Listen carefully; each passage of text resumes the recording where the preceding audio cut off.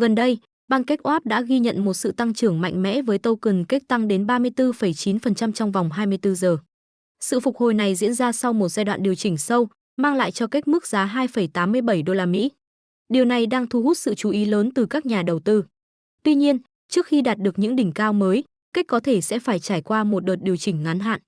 Dữ liệu phân tích cho thấy, dù token vẫn duy trì đà tăng, nhưng áp lực giảm giá có thể xuất hiện, đặc biệt khi cake chưa thể phá vỡ mức kháng cự 3,217 USD. Một điểm đáng chú ý là tổng giá trị bị khóa, TVL, của PancakeSwap. Trong 24 giờ qua, TVL đã tăng 15,91%, đạt 1,85 tỷ USD. Nếu xu hướng này tiếp tục, PancakeSwap có thể đạt TVL vượt 2 tỷ USD, tạo nền tảng cho sự phát triển bền vững của cake. Với những chỉ số tích cực này, cake đã trở thành tâm điểm chú ý cho các nhà đầu tư. Hãy cùng chờ xem liệu token này có thể vượt qua các rào cản và tiếp tục tăng giá bền vững trong tương lai gần.